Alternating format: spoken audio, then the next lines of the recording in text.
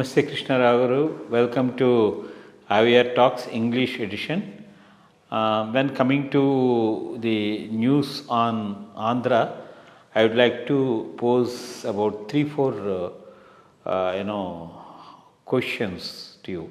The one is that making personal attacks on political people in the past and the present continuing trend.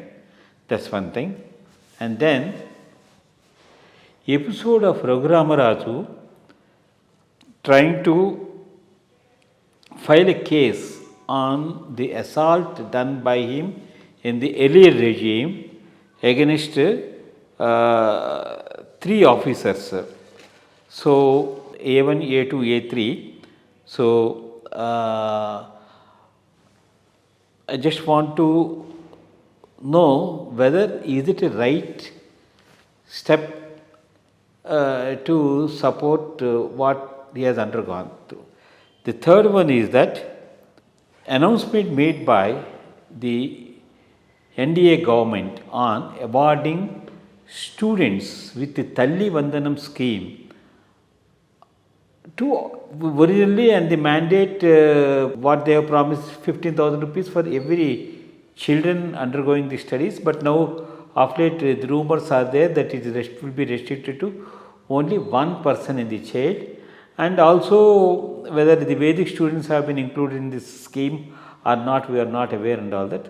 So on all these 3 aspects, I just want your opinion. Yeah, first thing, the personal attack, bringing personal life into public discussion. It's a very, very unfortunate turn of events in Andhra politics.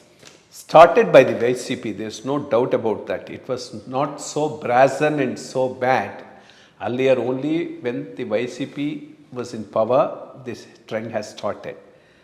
This trend not only started, assembly became a platform for such accusations and slander.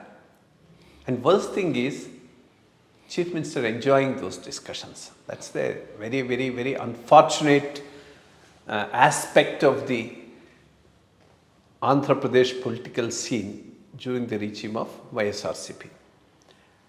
And that same trend is now being continued by the other party and the media, more importantly media also.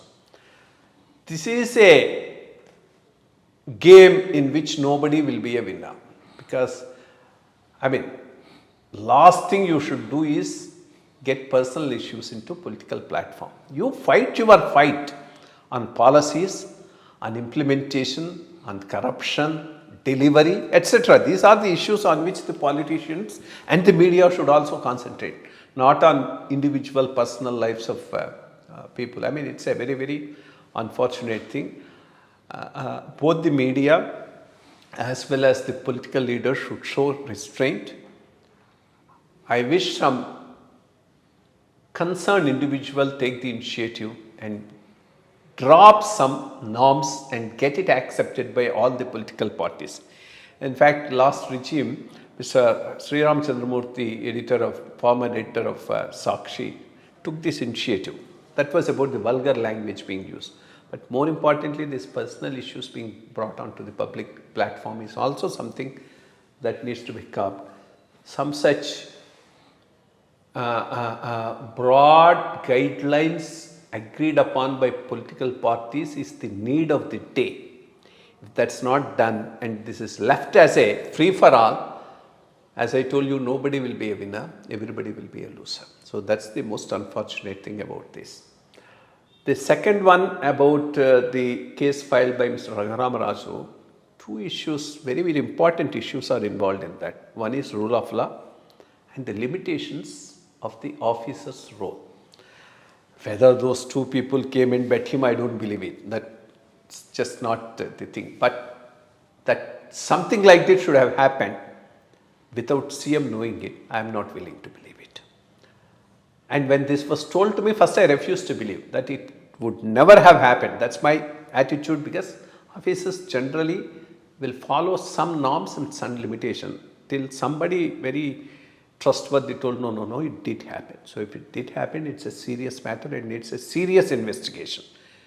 And whoever is responsible for it should be dealt with appropriately. So there's no question about it. But this accusation that they came in bed, I don't think that's either, nobody is going to believe it. After all, some very senior officer may not really go into such things personally. So that's a ridiculous thing as far as that is concerned. Third one about the remitting the scheme of Tallivandanam to one person in a house. One thing is what has been taken up as manifesto by the Janasena and TDP is unworkable and unimplementable. And it's always better you come out openly and say the limitations to the public and take them into confidence rather than try to project everything is all right and then collapse at some point of time. The agenda of YS Jagan itself was an unimplementable agenda, but somehow he was able to survive for 5 years, God knows how. But this is much, much bigger than that, and there's no way they can go on with it for 5 years, and they should be willing to accept that and take people along and cut down on some. In fact, manifestos were never taken seriously for a long, long time. I mean, there were 1 or 2 issues were being focused, all others were being ignored. Jagan started this issue of everything in the manifesto being taken up and doing it without realizing how much of a financial anarchy it has resulted in. In fact, this brings down us to the main point, budgeting of the manifestos. Unless Election Commission at some point of time starts insisting on budgeting of manifestos, this tamasha will keep on going on. And then Raju Yeah. issue has been... Yeah, I told that also. Thank you, sir. Thank you.